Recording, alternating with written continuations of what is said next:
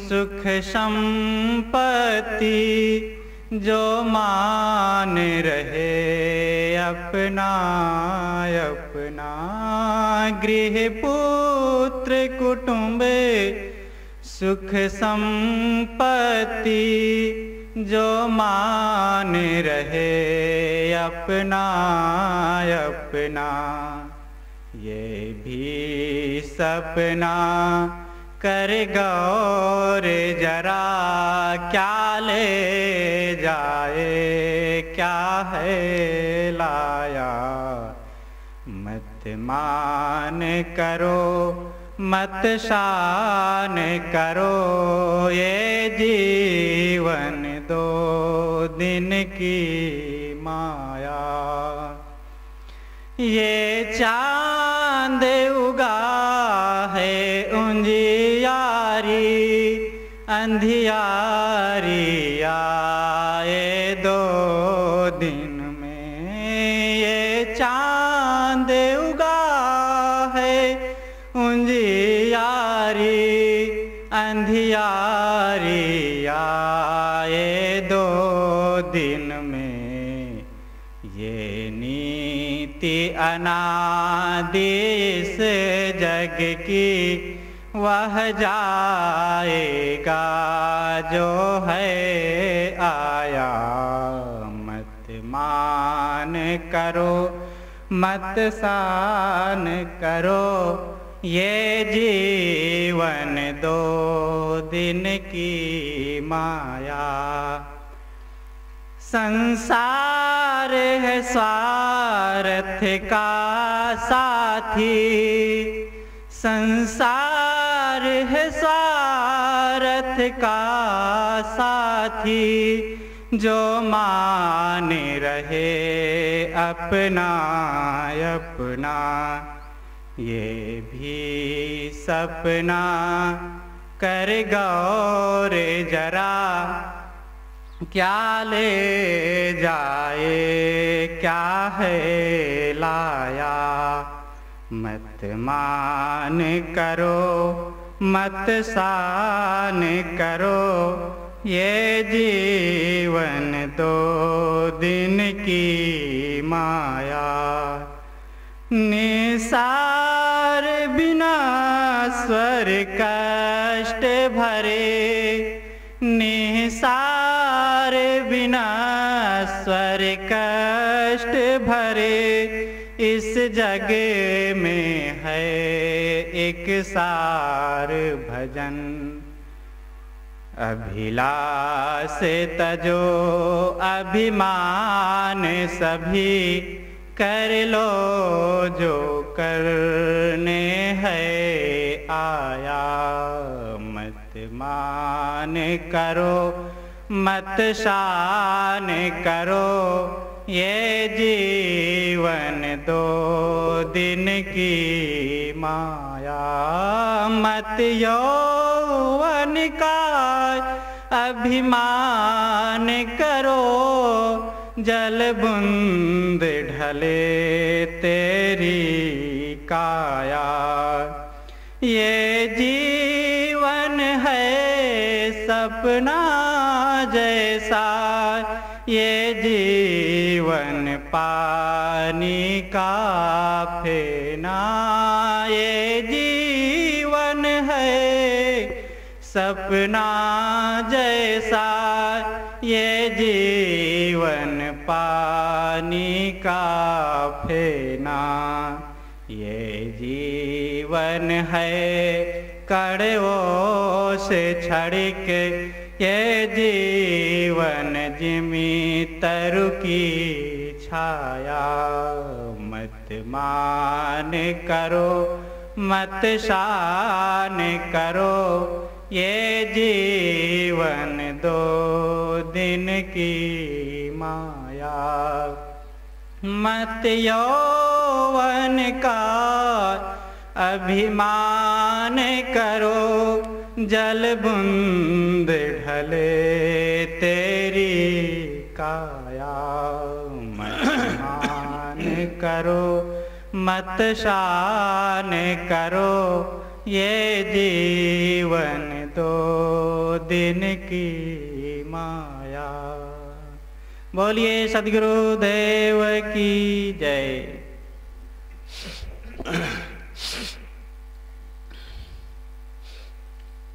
देवियों और देवताओं, दुख को घटाने के लिए और सुख से रहने के लिए पूर्व से ही मनीषियों ने अर्थ, धर्म, काम, मोक्ष ये चार का निर्धारण किया है। अर्थ, धर्म, काम, मोक्ष। भारतीय चिंतन संपूर्ण है। ऐसे भी देश हैं, पश्चिम देश में तो ज्यादा अर्थ पर जोर है और मोक्ष पर नहीं, स्वर्ग तक उनकी कल्पना है।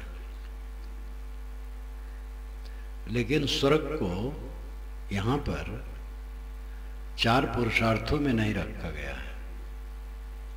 स्वर्ग को बीच में रखा गया। अच्छे कर्म करो तो स्वर्ग में जाकर के सुख भोगोगे।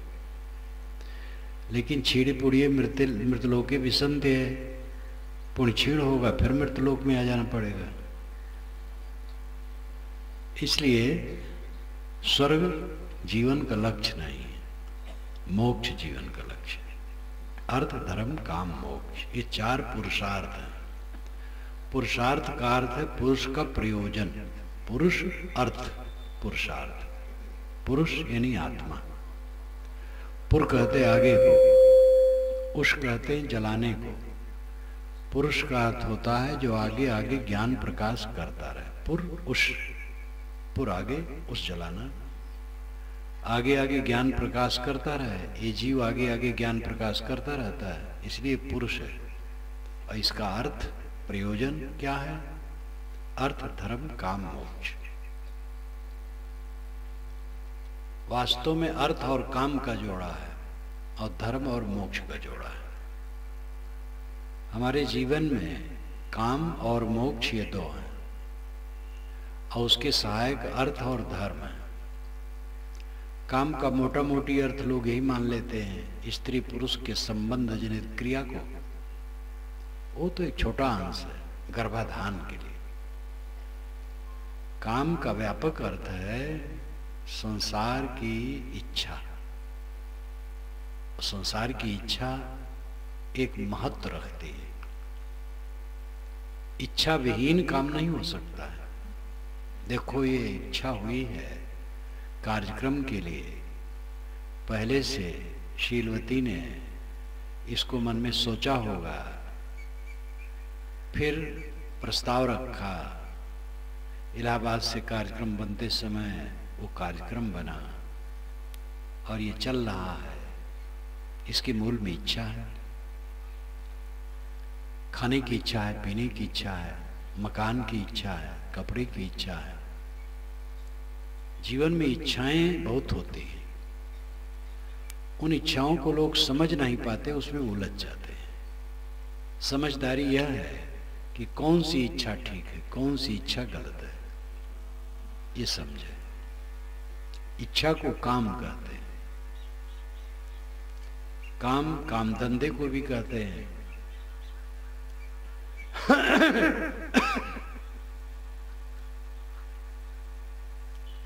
शरीर यात्रा काम से पूर्ण होती है। काम से, इच्छा से संसार की आवश्यकता जो है उसको समझ करके उसका संपादन करने से जीवन यात्रा चलती है। और उसके लिए अर्थ चाहिए। अर्थ नाम धन, इसलिए धनोपार्जन करना चाहिए। धनोपार्जन करना धर्म है, कर्तव्य है। अपने अपने ढंग से लोग धनोपार्जन करें, उससे काम की पूर्ति होगी, सांसारिक इच्छाओं की संपन्नता होगी। खान पान, वस्त्र, आवास और भी जो जीवन का व्यवहार है वो सब संपन्न होगा। लेकिन अगर आदमी धन कमाए और जीवन की क्रियाओं को संपन्न करे, बस इतने ही में रह जाए, तो जानवर से गया बीता है। जानवर यह सब बिना जाने समझे पढ़े गुने कर लेते हैं।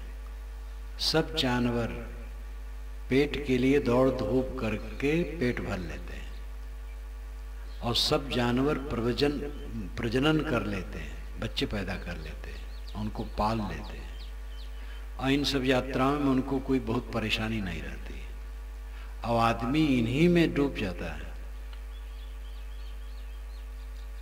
मानव जीवन की विशेषता है जब धर्म और मोक्ष को भी समझे। अर्थ काम के लिए है और काम धर्म के लिए है, धर्म मोक्ष के लिए है। अर्थ काम के लिए है, दुनियावी इच्छाओं की पूर्ति के लिए है, और दुनियावी इच्छाओं की पूर्ति किस लिए है? धर्म के लिए है। क्यों कमाते हैं और क्या कमाते हैं? कमाते हैं वो अर्थ है। उसको क्यों कमाते हैं? खाने के लिए। खाना काम है, इच्छा है, आवश्यकता है। खाते क्यों हैं? इसका जीने के लिए। और जीते किस लिए हैं? इसका पता नहीं। जीना चाहिए धर्म के लिए, और धर्म मोक्ष के लिए है। इसलिए अर्थ, काम, धर्म, मोक्ष, यह क्रमशः प्रगति है। लोग अर्थ और काम में ही रह जाते हैं। धन कमाते हैं अपनी अपनी क्षमता के अनुसार और कामनाओं की पूर्ति करते हैं। वैसे कामनाओं की पूर्ति होती नहीं है।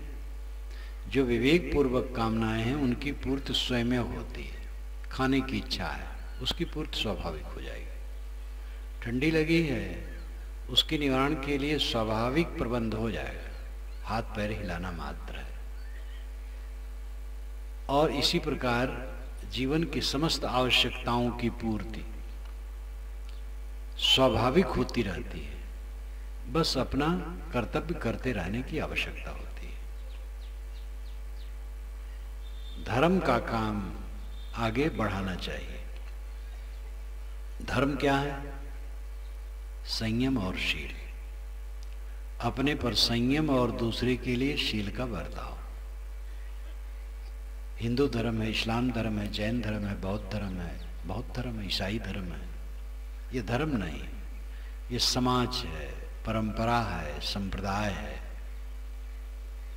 धर्म तो एक है। धर्म उसे कहते हैं जो व्यापक हो, सार्वदेशिक और सार्वकालिक हो, सभी देश में सभी काल में जो विद्यमान हो, वो धर्म है। हिंदू समाज की जितनी परिपाटी आजकल चल रही है, ये 1500 वर्षों से, 2000 वर्षों से है। पहले ये सब परिपाटी नहीं थी। हमारे पूर्वजों की जो परिपाटी थी वो आज लुप्त है बहुत दिनों से।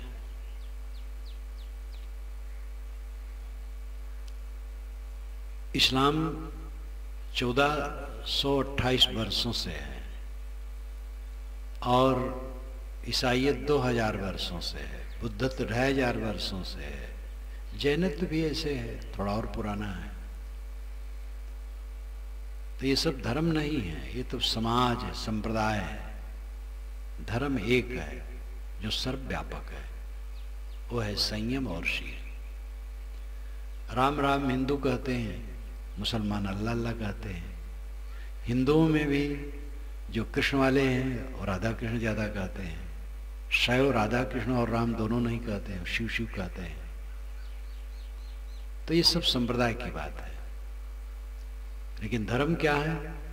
जो सब में हो, संयम और शील। अपने पर पूरा संयम, और जो अपने पर संयम रखेगा वो दूसरे के लिए शील स्वाभाविक रखेगा।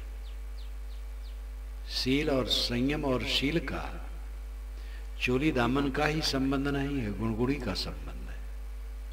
जल और शीतत्व का संबंध है। जल है तो शीतत्व अपने आप है, आग है तो उष्णता अपने आप है। इसी प्रकार संयम है तो शील अपने आप है। निशीलता क्यों होती? अपने पर असंयम होता है तब निशीलता होती है। हम दूसरे के लिए कट व्यवहार क्यों करते हैं? हमारे जीवन में कहीं आसक्ति है, और आसक्ति के कारण हम दूसरे के साथ कट व्यवहार करते हैं। अनासक्त होते हैं तो कट व्यवहार नहीं करते हैं। जब हम समझते हैं अमुक से हमारी हानि है तो उसके हम ईर्ष्या करते हैं, द्वेष करते हैं, कट बोलते हैं, किसी प्रकार उसको डाउन करने की चेष्टा करते हैं। वो डाउन हो जाए तो मैं ऊपर उठ जाऊं, ये महाभ्रम है। दूसरों को नीचा करके हम ऊंचे नहीं हो सकते। अकबर बीरबल की कहानी में बहुत सी कहानियां जोड़ दी जाती हैं और उसमें तथ्य तो कुछ था ही। अकबर बड़ा मिलनसार, बड़ा समतालु, बड़ा सज्जन, पढ़ा वढ़ा नहीं था, साधारण था, लेकिन वैसा जैसा सम्राट, अद्भुत, बड़ा मिलनसार, बड़ा सामंजस्य रखने वाला। उसके दरबार में पंडित, मौलवी, पादरी और मतों के सभी लोग आते थे और बात होती थी। बीरबल उनके प्यारे मंत्री थे और विनोदी भी थे। तो नवरत्न उनके थे मंत्री खास 9, उसमें बीरबल बहुत प्रिय थे। तो इससे थोड़ी मोड़ी ईर्ष्या भी चलती रहती थी कि बीरबल को ये ज़्यादा मानते हैं, लेकिन बीरबल की ऐसी योग्यता थी। तो अकबर ने एक लकीर खींची और कहा इसको बिना काटे कोई छोटी कर दे। तो अब सब मंत्री परेशान हुए, बिना काटे छोटी कैसे करें। और बीरबल तो प्रगल्भ बुद्धि के थे, वह देख लिए कि कोई नहीं उठ रहा है। तो बीरबल ने उठ करके उस लकीर के पास में एक लंबी लकीर खींच दी कि हुजूर आपकी छोटी हो गई। सब हंसने लगे, ये बुद्धि की बात। तो हम दूसरे की लकीर काटे ना, अपनी लकीर बड़ी कर दें, दूसरे की छोटी हो जाएगी। ये भी एक नीत की बात है, साधना की बात नहीं। बड़ी छोटी कुछ नहीं, हम जहां हैं तहां हैं, अपना काम करें, हमसे सब बड़े हैं। आसपास के लोगों की योग्यता देख करके खुश होना चाहिए। वो छोटे क्यों हो जाओ, बड़े रहे। साधना की ये बात है। तो अपने पर संयम होगा तो निशीलता होगी ही नहीं। जितना हमारा संयम घटता है उतना हम निशील होते हैं। संयम का मतलब है नियंत्रण, अपने पर रोकथाम, अपने को संभाल के रखना, त्याग से रहना, संयम, त्याग। और जिसके जीवन में ऐसा है वो दूसरे के साथ स्वाभाविक शीलवान, करुणाशील, विनम्र, सद्भाव वाला। सबकी सेवा तो कोई नहीं कर सकता है, लेकिन अच्छा भाव रखना ये चित्त की पवित्रता का लक्षण है। कुछ लोग ऐसे होते हैं जिनका सबके प्रति अच्छा भाव रहता है, अपने विरोधी के प्रति भी अच्छा भाव रहता है।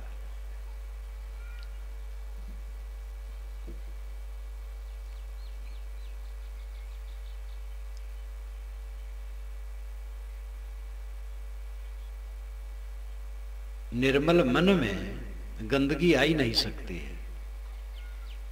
संयम और शील ये धर्म है और इसका फल मोक्ष है। जो अपने पर पूरा संयमित हो गया वो दूसरे के लिए शीलवान हो गया, और अपने पर संयम और दूसरे के लिए शील है।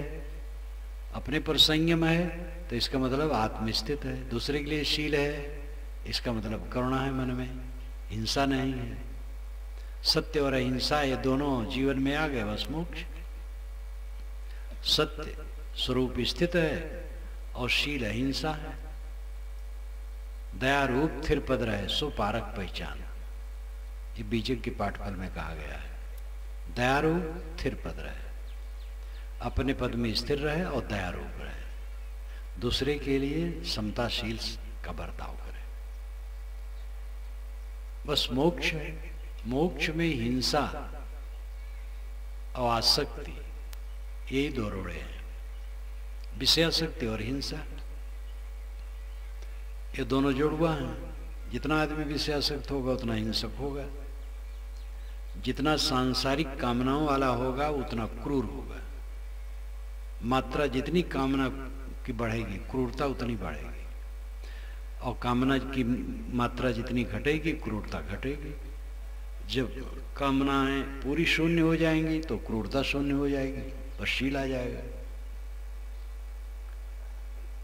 कारण कार्य की व्यवस्था जैसे जड़ प्रकृति में है वैसे मन में भी है। इसलिए असली ईश्वर यही है, कारण कार्य की व्यवस्था। लोग काल्पनिक ईश्वर मान लेते हैं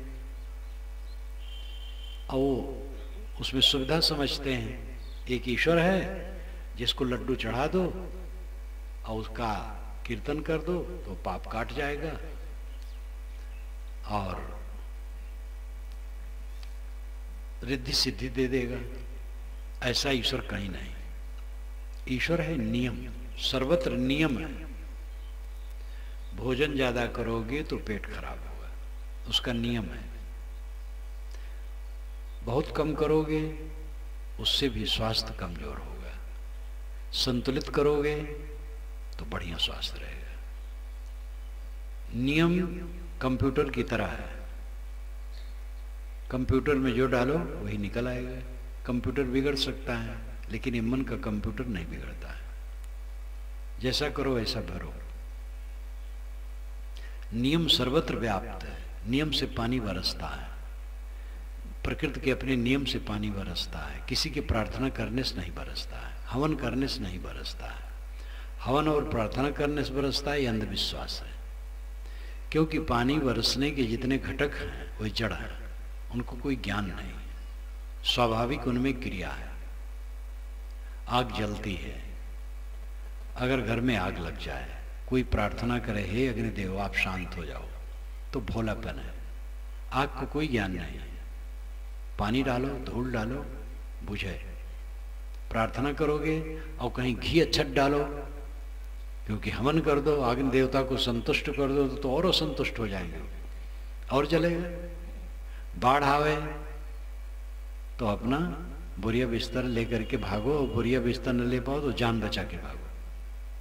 और अगर वरुण देवता की प्रार्थना करने में डट जाओ तो बह जाओगे। जोर से आंधी आवे, आप घर के बाहर हो, तूफान आ गया, तो पवन देवता की आराधना न करो और हनुमान जी को न पुकारो कि हनुमान जी अपने पिता को जरा संभालो। कोई नहीं आएगा, उसे मुड़ जाओगे, पता नहीं कहां जाओगे, भाग करके घर आओ। ये जड़ पदार्थों ज्ञान कहां है? प्रकृति के अपने सर्वत्र नियम है। नियमों से सारा संसार चलता है। इन नियमों को पहचानो जिससे भ्रांति कटे। कुछ नियमों को पहचान लेने से मन की भ्रांति कट जाती है, और कुछ नियमों को पहचान करके आचरण करने से जीवन में शांति आती है। भूत प्रेत जादू टोना जंतर मंतर सब झूठ। मंत्र से कुछ नहीं बनता है। छू करके जो फूकते हैं उससे कोई लाभ नहीं। सांप अगर काटे तो जल्दी से जल्दी बड़े हॉस्पिटल में ले जाओ, वहां बांध दो, ऊपर रक्त बाहर न करने पाए, और जल्दी से बड़े हॉस्पिटल में ले जाओ। आजकल इंजेक्शन होते हैं उसके निरोध के लिए। झड़वाओ फूकवाओगे, अगर जहरीला सांप ने काटा है तो आदमी मर ही जाएगा। 2 घटना मेरे सामने हुई है। 2 नौजवान मर गए मेरे सामने। एक तो जब मैं घर में था तभी एक मेरा मित्र था जिसको मैं कहा था कि पान की दुकान करने लगा था, वही मित्र था। वो खेत में था रात में, और उसको काट लिया सांप ने, जहरीला सांप। और वो अभागा बताया नहीं, उसको सहज रखा। घर पर आया बस डरा डरा बताया नहीं, और कुछ समय में बस बोलना बंद हो गया। पता चला मैं भी गया, रात का समय था, तो मेरा पैर बारंबार छूने लगा, लेकिन बोल नहीं पाता था, छटपटाता था। और सुबह होते होते मर गया। सब झाड़ फूक करते रह गए। और इसके पश्चात 81 में एक नौजवान, सुंदर नौजवान लेक्चरर, उसको सांप काटा। और मैंने कई बार कहा कि वहां सब पढ़े लिखे हैं, प्रिंसिपल पढ़ा लिखा है, कि ले जाओ हॉस्पिटल। वो झड़वाते रहे। या अनपढ़ और पढ़ दोनों वैसे ही। अंत में मर गया। बिच्छू छेद लेने से झाड़ते हैं लोग, झाड़ते हैं, दवाई भी करते हैं, सारते भी रहते हैं, तो थोड़ा सा फायदा हो जाता है, झाड़ने से कुछ नहीं होता, एक मनोवैज्ञानिक प्रभाव पड़ता है। कुछ लोग झाड़ने वाले कहते देखो कुछ उतरा ना, तो भावुक आदमी होते हाँ हाँ उतरा, उतरा कुछ नहीं है। दवाई करो, हाँ जहरीला कम है बिच्छू तो उतरना ही है, उसको झाड़ने से नहीं होता है कुछ, मंत्र से कुछ नहीं बनता है, मंत्र तंत्र सब झूठे मत भरमो सबको, टोनही टोना कुछ न मानो, सब झूठे टोनही टोना, भूत प्रेत प्रेतिन सब ये झूठे हैं। हाथ की रेखा किसी को न दिखाओ, हाथ से काम करो। आकाश में कोई ऐसी शक्ति नहीं तैरती है जो आपके ऊपर कूद पड़े और आपका नुकसान कर दे। ये सब बातें समझो और भ्रांति से रहित रहो। आप रात में दिन में तरिया पारा जाते हो तो वहां प्रेत नहीं रहता, और तो रात में कहां से आ जाएगा? जो दिन में रहेगा वो रात में रहेगा, रात में रहता है वो दिन में रहता है। पेड़ पर ज्यादा प्रेत रहते हैं, और बड़ा पेड़ हो पीपल का हो तो और प्रेत रहेंगे उसमें। ये भावना बनी है तो रात में पीपल के पेड़ के नीचे गए, बस भूत खड़ा हो गया मन का, और भूत ऊत कहीं नहीं कुछ है। भ्रांत से रहित रहो। कुछ बातें तो समझ करके भ्रम कट जाता है, और कुछ बातें आचरण करने की आवश्यकता होती है, केवल समझने से नहीं होता है। समझ के साथ आचरण करना है। तंबाकू खाते हैं, तंबाकू खाना गलत है, ये समझ गए, इससे थोड़ी छूटेगा। जब छोड़ोगे तब छूटेगा, कठिनाई सहोगे तब छूटेगा। छोड़ोगे तो मन टाएं टाएं करेगा उसके लिए, लेकिन मन को संभालो, उधर जाने ना दो, खाओ ना, मन को टाएं टाएं करने दो, खाओ ना, देखोगे 10-5 दिन में ठीक हो जाएगा। तो परिश्रम करना पड़ेगा तब तंबाकू छूटेगा। क्रोध काम लोभ मोह जो विकार हैं परिश्रम करने से छूटते हैं, मेहनत करना पड़ता है। भगवान कह देने से सस्ता रहता है, भगवान हमारा काम कर दो। आपका तो चले तो कहो हे भगवान खेत जोत दो, बीज डाल दो, निदाई बियासी कर दो, पानी उसमें डाल दो, और धान पक गया है काट करके मीच करके वसा करके हमारे घर में लाके धर दो, और धान कूट दो, भात पका दो, मेरे मुंह में डाल दो, घुट ही तुम भी कर दो, घुट भी तुम ही कर दो। सब कुछ करवाने के लिए आप तैयार हो जाते हैं, लेकिन चलने वाला नहीं, तो इसलिए आप खुद करते हैं। हाँ मुक्ति भगवान दे दे। मुक्ति भगवान क्या देगा? बंधन आप बनाए हो, मुक्ति भगवान देगा? आप बंधन बनाए हो, आपको मुक्ति लेना पड़ेगा। मोह किए इसलिए बंध गए हैं, मोह छोड़ दो बस मुक्त हो गए। ये सीधी सादी बात है। इसको चाहे शास्त्र को हो, चाहे गुरुवचन को हो, चाहे जो को हो, सीधी सादी बात है। अपने मन को समझो, मन को संभालो। तो अर्थ धर्म काम मोक्ष ये 4 पुरुषार्थ माने गए भारतीय परंपरा में। अब बहुत वैज्ञानिक है। अर्थ की जरूरत है, धन की जरूरत है, लेकिन धन पर यह विश्लेषण करना चाहिए कि धन सबके समान नहीं होता है। कोई अपना दिमाग खराब करे कि हमारे पड़ोसी के पास जैसे 3 तल्ले का मकान है वैसे मेरा हो जाए, तो बेकार दिमाग खराब करना है। उसके पास पैसा है, 3 तल्ले का मकान बना लिया, हमारे पास पैसा नहीं, 1 तल्ला भी नहीं बना सकते, खपड़े के मकान में है, फूस में है, तो क्या है? नींद आनी चाहिए। खपड़ मकान हो, फूस का मकान हो, पक्का मकान हो, कई तल्ले का हो, नींद जहां आ जाए वही मकान। और नींद आएगी निश्चिंतता से और श्रम से। मेहनत करोगे, शरीर थकेगा और मन निश्चिंत रहेगा तो नींद आ जाएगी। और अगर मेहनत नहीं करोगे और मन निश्चिंत नहीं है तो कंजन भवन में रहो, नींद नहीं आएगी। इसलिए जो सच्चा सुख है वो सस्ता है। दूसरे की तुलना ना करो, आपके पास जो है वो बहुत है। मेहनत करो, मेहनत में जो मिले उसमें संतुष्ट रहो। संतोष से संतोष होता है, वस्तु से संतोष नहीं होता। चाहे जितनी वस्तु मिल जाए, तृष्णा आगे कदम बढ़ाती है और उसकी पूर्ति कहीं नहीं होती है। निर्धनिक कुछ धन चाहे, धनिक चाहे विशेष, विशेषों विशेष चाहे होवन चाहे नरेश, नरेश चाहे इंद्रपद, इंद्र चाहे रणजीत, असुर चाहे सुरपति बनन, यह तृष्णा की रीत। ये तो तृष्णा की रीत है, आगे आगे कदम मन बढ़ाता रहता है। वो कहानी एक केवट और केवटिन का नदी के तट पर रहते थे। केवट निषाद नौका चलाते थे, मछली उछली मार लेते थे, यही सब उनका काम था। झोपड़ी थी, झोपड़ी में रहते थे। कहते हैं वरुण देवता पानी के देवता हैं, ये पुराण के अनुसार है। वेद के अनुसार वरुण देवता नैतिकता के देवता है। ये मैंने वेद क्या कहते में लिखा है। तो वरुण देवता पानी के देवता, वो घूम रहे थे नदी के किनारे, इतने में केवट मिल गया। तो उन्होंने कहा केवट सुन, तूने मेरी बहुत सेवा की है, कोई वर मांगना हो मांग ले। कि हुजूर वर क्या मांगू, खान पान तो चलता है, जरा ये बरसात में बाढ़ आ जाती है पूर, तो हमारी मड़िया बह जाती, मिट्टी की दीवार बह जाती है, तो फिर से मिट्टी की दीवार उठाना पड़ता है, छपरा छाना पड़ता है। तो महाराज ये पक्का हो जाए तो इतने हमें संतोष है।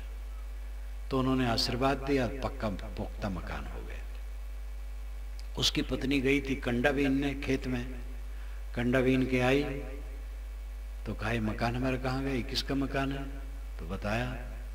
तो उसने कहा तुम बड़े बेवकूफ आदमी हो, मकान मांगना था तो किला मांगना था। मांगने से जब मिल जाता है तो कहना चाहिए किला मिल जाए। तो गया, उसने कहा महाराज हमारी पत्नी कहती है कि हमारा मकान किला हो जाए।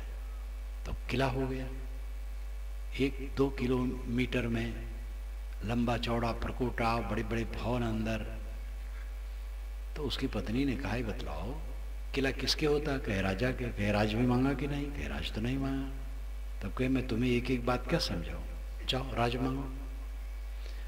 तो गया और कहा महाराज राज भी चाहिए। पत्नी कहती किला मिल गया तो अब राज चाहिए। दौड़ ने कहा अच्छा भाई मैं तेरे को राज देता हूं, छत्तीसगढ़ का राज अब तो देखो चुनाव आने ही वाला है, तुम्हें मैं दे देता हूं। तो केवटिन ने कहा ये बताओ मेरे ऊपर मनमोहन सिंह बैठे रहे, पूरा भारत का राज्य हमारा होना चाहिए। तो गया, कहा, उन्होंने कहा जाओ भाई पूरा भारत का राज्य। फिर उसने कहा देखो ठीक नहीं हुआ, चीन कभी आंख दिखाता, कभी पाकिस्तान आंख दिखाता है, जाकर के कहो पूरे भूमंडल पर हमारा राज्य हो। तो कहा उसने, तो वरुण ने कहा जा भाई पूरे भूमंडल पर तेरा राज्य हो। पूरे भूमंडल की वो रानी बन गई। उसने अपने पद से कहा लेकिन बात अभी जमी नहीं, जैसा मैं चाहती हूं वैसा सब कुछ हो। मैं किसी स्त्री को पुरुष बना दूं, पुरुष को स्त्री बना दूं, काले को गोरा, गोरे को काला बना दूं, जब चाहूं पानी बरसे, जब चाहूं न बरसे, मैं जो चाहूं वही होने लगे। जाओ वरुण से मांगो। वो गया, वरुण ने कहा अब तुम कायदे के विरुद्ध जा रहे, चलो वही झोपड़ी में रहो। तो झोपड़ी दे दी, सब ले लिया। ये काल्पनिक कहानी, कहानियां तो सब काल्पनिक हुआ करते हैं, बात को समझाने के लिए है। वास्तव में अपनी झोपड़ी में वो लेटा था और मन ही मन में कल्पना कर रहा था मेरी झोपड़ी पक्की हो गई, भवन हो गया, किला हो गया, राज्य हो गया, विश्व का राज्य हो गया, जो चाहता हूं वही हो रहा है। आंखें खोली तो वही झोपड़ी। ये तृष्णा का स्वरूप है। तृष्णा सदैव आगे कदम रखती है और हर क्षेत्र में तृष्णा आ जाती है। प्रचारकों में तृष्णा आ जाती है कि मैं दुनिया भर में प्रचार कर दूं, सबको बदल दूं, सब कौवा को हंस बना दूं। ये कहीं संभव हुआ है? ये भी एक पागलपन है। कहीं भी तृष्णा आती है, जो तृष्णा पर सावधान रहता है उसको शांति मिलती है। तृष्णा का क्षय ही मोक्ष है। तो अर्थ में जो प्राप्त हो, मेहनत में आपको जो अर्थ प्राप्त हो वो बहुत है। ये सा जब भाव रखोगे तब सुखी रहोगे।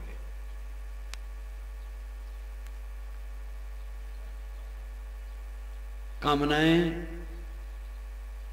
लंबी लंबी ना हो, संयमित हो, अनावश्यक इच्छा ना करो, असंभव इच्छा ना करो, समय विरुद्ध इच्छा ना करो,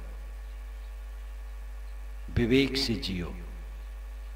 अनावश्यक इच्छा, 2 कमरे का मकान बन जाए तो काम चल जाए, 10 कमरे की कल्पना करते हो तो इससे तकलीफ होगी।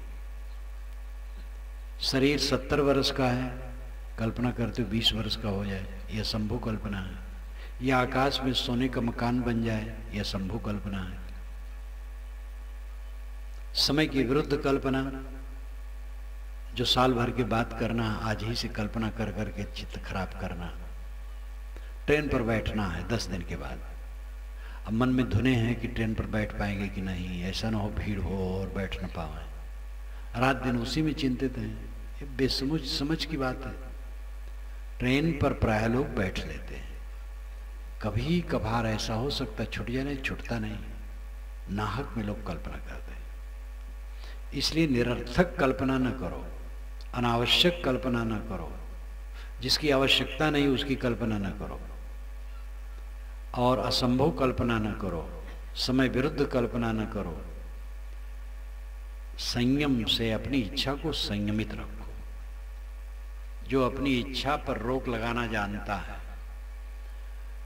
और प्राप्त अर्थ में संतुष्ट रहना जानता है, उसके अर्थ और काम दोनों संपन्न है। धर्म सांप्रदायिकता नहीं है। हमारा संप्रदाय बड़ा, इसको लेकर के बड़ा कला है। दूसरे को नास्तिक कहने को तो रस्म ही है।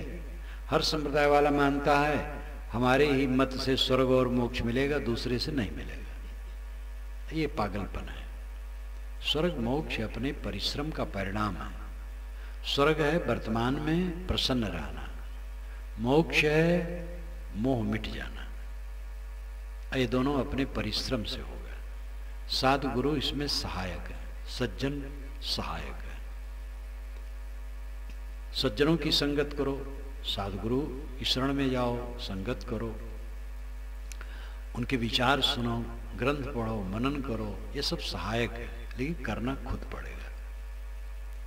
मोक्ष देने के लिए भी बहुत गुरु उतावले घूमते हैं, उनकी शरण में चले जाओ, आपको कुछ नहीं करना है। ये सब धोखेबाजी है। कोई विवेकवान ऐसा नहीं कहेगा। विवेकवान यही कहेगा कि भाई मुझे परिश्रम करके अपना कल्याण करना होता है, आपको भी अपना परिश्रम करना पड़ेगा, रास्ता हम बताएंगे। इसलिए धर्म के विषय में समझदारी की जरूरत है। धर्म के नाम पर बड़ा बड़ा विवाद है, कलह है, राग द्वेष है, आस्तिक नास्तिक का प्रपंच है। धर्म के नाम पर बहुत खून खराबा हुआ है, और धर्म नहीं रहा है, अधर्म रहा। धर्म का नाम केवल रहा है। धर्म में तो प्रेम है, करुणा है, अहिंसा है, शील है। धर्म में कहीं उत्पात होता है? धर्म का नाम ले करके राजनेता लोग भी समाज को गुमराह करते हैं। मंदिर मस्जिद उठा लेंगे, मालूम होता है बहुत बड़े धर्मात्मा है। राम रहीम उठा लेंगे, हिंदू मुसलमान उठा लेंगे, बैकवर्ड फॉरवर्ड उठा लेंगे, सवर्ण अवर्ण उठा लेंगे। ऐसी बात उठाने वाले समाज को गुमराह करने वाले। नेताओं को चाहिए समता से सबकी सेवा करते हुए शासन में पहुंचने के लिए प्रयास करें। नेता का काम है शासन में पहुंचना और पद पाना। अच्छा है, कोई बुरा नहीं है। मंत्री बन जाए अच्छा है, वो सेवा करके मंत्री हो, समाज को गुमराह करके भटका करके नहीं।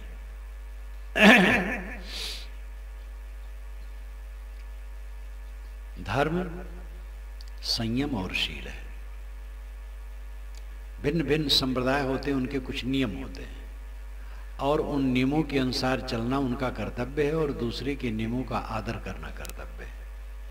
जैसे हम राम राम कहते हैं तो राम राम कहें, जो शिव शिव कहता है उसका हम आदर करें।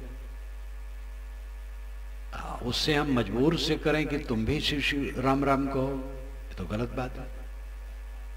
अपने पंथ संप्रदाय के नियमों का आप पालन करें और दूसरे के पंथ संप्रदाय के नियमों को आदर दें। ये सभी संप्रदायों का काम है।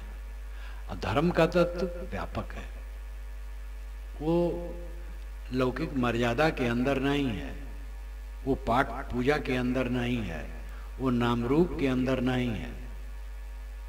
ये तो आलबाल है उसका। जैसे कुम्हड़ा हम बोते हैं तो घर के पिछवाड़े कुम्हड़ा बीज डाल दिए तो चारों तरफ से मिट्टी घेर करके थाला बनाते हैं, उसको आलवाल कहते हैं, पानी रोकने के लिए। इसी प्रकार ये संप्रदाय थाला है, आलवाल है, मुख्य धर्म नहीं है। जमीन वही है, मेड़े और सड़कें बनती और मिटती हैं, धर्म वही सब जगह रहता है, संप्रदाय बनते मिटते रहते हैं। अनेक नामों की कल्पना, अनेक पूजा पद्धतियां हैं, अनेक मान्यताएं हैं, ये सब मनुष्य के मन के खिलौने हैं। सारे देवता और देवी मनुष्य ने बनाया है, सारे ईश्वरों का सृजन मनुष्य ने किया है। अपने अपने ढंग से ईश्वर मान लिए, अपने अपने ढंग से देवी देवता मान लिए, और कलह करते हमारा ईश्वर बड़ा, हमारा देवता बड़ा। असली देवी देवता तो प्राणी है, सब घट में बैठा हुआ ईश्वर है, यही वास्तविकता है। कबीर साहब इसी की हिमायती है और यही वास्तविकता भी है। तो धर्म के तत्व को समझे, अपने पर संयम और दूसरे के लिए शील का बर्ताव करें, और इतने में सब धर्म आ जाएगा। मोक्ष इसी का फल है।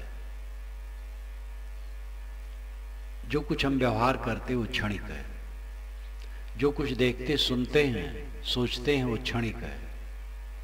देखना सुनना सोचना जहां बंद होता है वहां परमार्थ है, वो समाधि है, ध्यान है। ध्यान के रूप अनेक हैं, लेकिन मुख्य दो है, एक है सविकल्प, दूसरा है निर्विकल्प। सविकल्प कल्पना सहित, निर्विकल्प कल्पना रहित। योग दर्शन की शैली अलग है, यह शैली मैं सार्वभौमिक रूप से कहता हूं।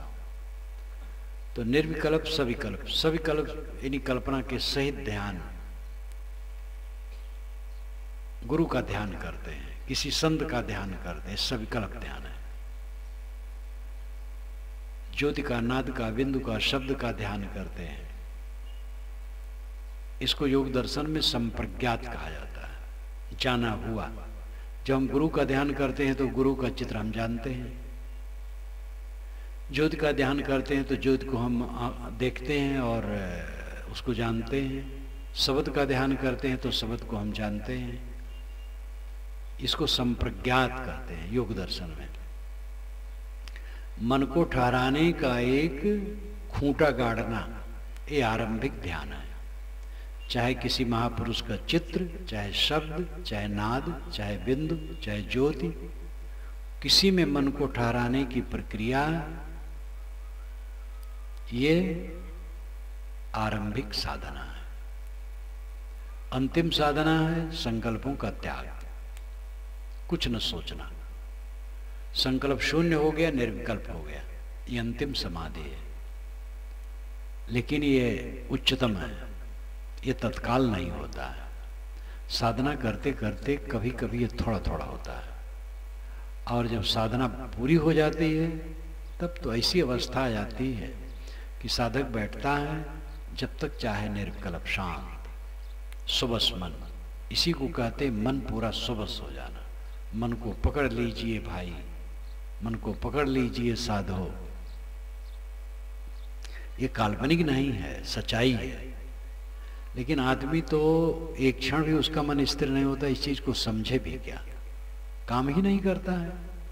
इसलिए शुरुआत करो, ध्यान करना सब शुरू करो,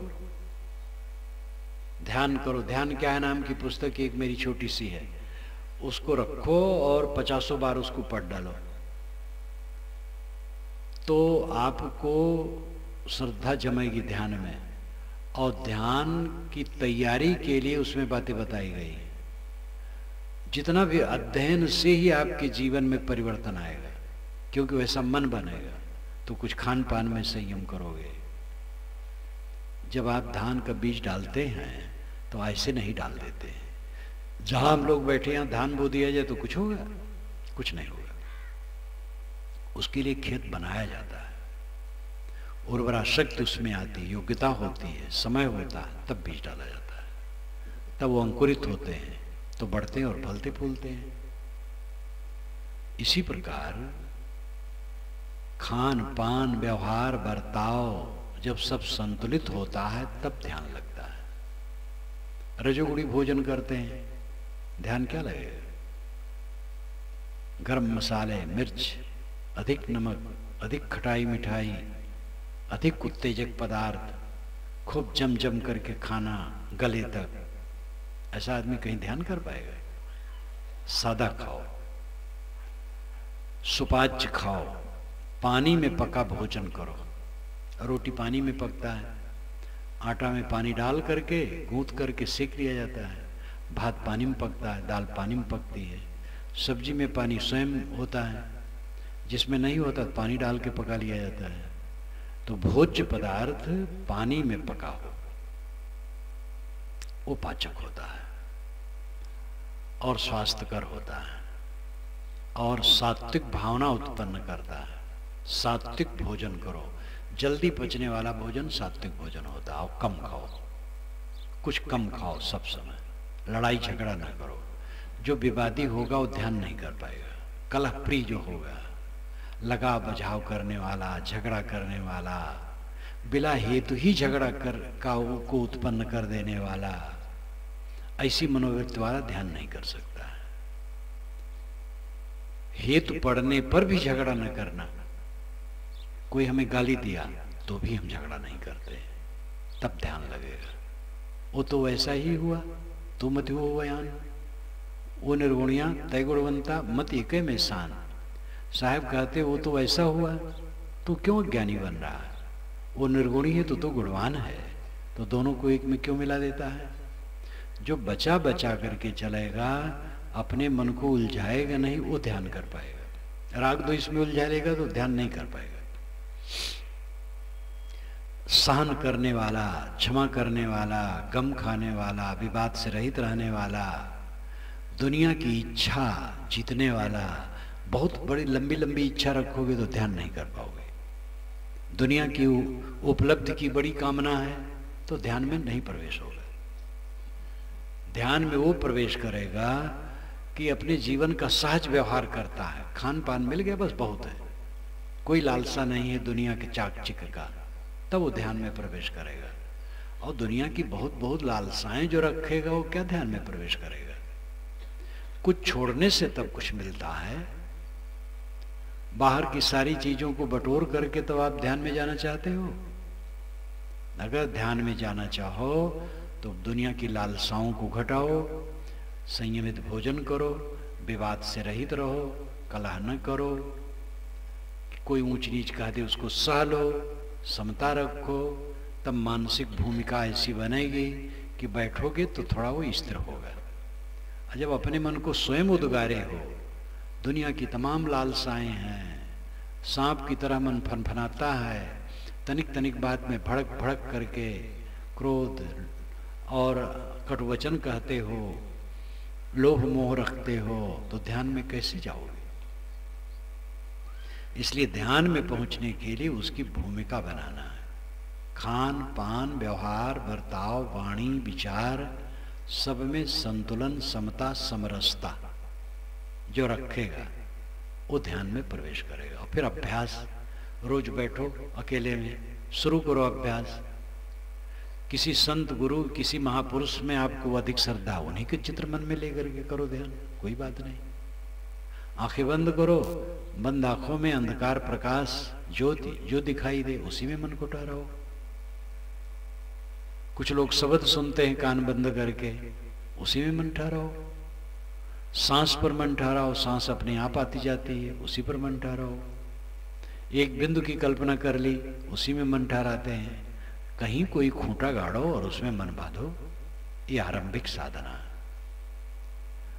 जब ये दीर्घ काल तक चलता है तब दृष्टा अभ्यास की शक्ति आती है। और इसके साथ अध्ययन मनन करो, संसार की नश्वरता को देखो। संसार की नश्वरता को देखोगे तो मन में वैराग बढ़ेगा। वैराग का मतलब घर छोड़ना और कपड़ा बदलना नहीं है। वैराग का मतलब है चित्त विषयों से अनासक्त होना।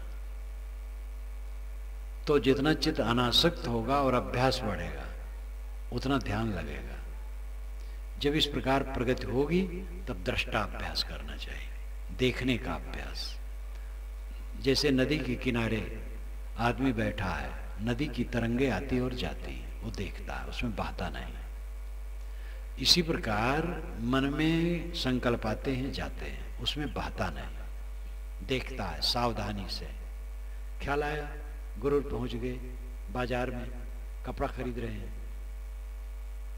इतने में सावधानी हो गई, गुरु तो नहीं गए हैं, कपड़े की दुकान पर नहीं है, व्यर्थ क्यों सोचते हैं। जहां सावधानी हुई वो ख्याल खत्म हो जाएगा। इस प्रकार हर समय जब ध्यान में बैठे केवल मन को देखे, उसमें बहे न, संकल्पों को छोड़ता जाए छोड़ता जाए छोड़ता जाए। ये धारा जब निरंतर चलती है अभ्यास की समय समय से, तो शक्ति बढ़ जाती है। इसलिए साधक जब चाहता है तब मन का दृष्टा हो जाता है, और तब मन की तरंगे कटने लगती है और सरल हो जाता है चित्त, हल्का हो जाता है, चिंताएं मिटती हैं, दुख मिटता है।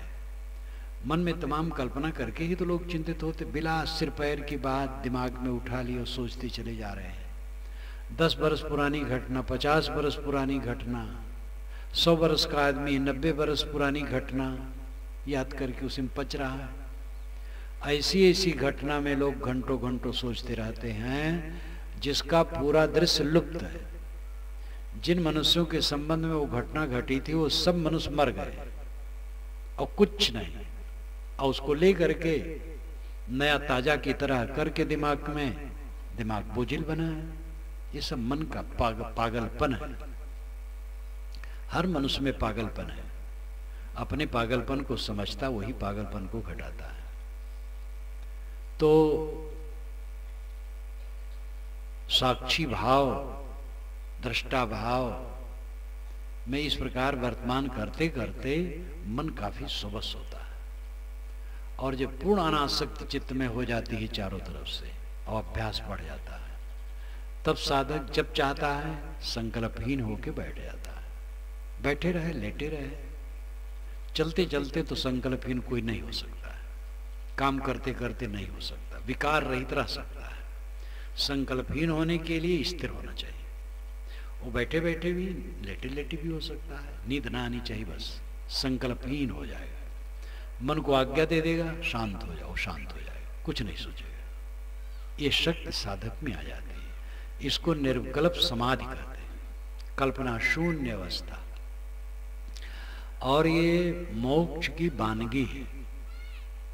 देह जब छूट जाएगी, जीव विदेह हो जाएगा, तो उसके लिए संसार शून्य हो जाएगा। देह में रहते रहते उसका संसार शून्य हो जाता है जब वो कल्पनातीत अवस्था में पहुंच जाता है। इसी को निर्विकल्प समाधि और असंप्रज्ञात समाधि कहते हैं। योग दर्शन में असंप्रज्ञात कहते हैं, वेदांत में, सांख्य में, पारक दर्शन में इसको निर्विकल्प कहते हैं। कल्पना शून्य, कुछ न सोचना, कुछ न सोचना ही ध्यान है। लेकिन ये बहुत ध्यान की यात्रा करते और साधना की यात्रा करते करते तब ये घटना घटती है। ये सब भी काम करो। सभा में समय समय से इसलिए कह देता हूं, करना तो सबको चाहिए, लेकिन बड़ी सभा में कुछ तो पात्र रहते हैं जो पकड़ लेते हैं और शुरू करते हैं। इसलिए आम सभा में मैं इसको कहता रहता हूं। मैं भी कहीं सुना तो समझा और करना शुरू किया। तो पात्रता जिसमें होती वो पकड़ लेता है। सब में पात्रता नहीं होती उतनी। पानी सर्वत्र बरसता है, टिकता है वहां जहां गहराई होती है। इसी प्रकार जिसमें पात्रता होती है वो पकड़ लेता है। तो सब ध्यान में लगो, रोज सुबह शाम बैठो, ध्यान करो। स्त्री हो, पुरुष हो, गृहस्थ हो, विरक्त हो। अपना काम करने से अपना कल्याण होगा, दूसरे से थोड़े होगा। हम भोजन करें तो क्या भाई का पेट भर जाएगा, या भाई भोजन करे हमारा पेट नहीं भरेगा। अपना भोजन करने से भूख जाएगी, स्वयं पानी पीने से प्यास जाएगी। ऐसे स्वयं साधना करने से हमारा मानसिक दुख दूर होगा और शांति मिलेगी। तो अर्थ धर्म काम मोक्ष, ये चार पुरुषार्थ दुख दूर करने के लिए और परम शांति आनंद प्राप्त करने के लिए भारत के मनीषियों ने सोचा, इसका निर्धारण किया, प्रचार किया और अपने अपने ढंग से भिन्न शब्द कहते हुए भी इनका उपयोग लोगों ने किया, साधकों ने किया। अर्थ की जरूरत है क्योंकि दुनिया का काम धाम उसी से चलता है, इसलिए मेहनत करे आदमी और जितना प्राप्त हो संतोष रखे और उसी के अनुसार खर्च करने का अपना एस्टिमेट रखे। धर्म, संयम और शील का बर्ताव करे जिससे मन निर्मल होके एकाग्र हो सके और मोक्ष का लाभ ले सके। मोक्ष इसी जीवन में है। सदगुरु ने कहा है, जियत न तरो मोए का तरियो, जियते जो न तरे। जो जीते जीते नहीं तरा मरने क्या तरेगा? जीते जीते तर जाओ। जीते जीते शोक मोह से मुक्त रहना मोक्ष है। इस प्रकार अर्धधर्म का मोक्ष का विवेक पूर्वक संपादन करें और अपना कल्याण करें। मैं अपनी वाणी को विराम देता हूँ। गुरुदेव की जय।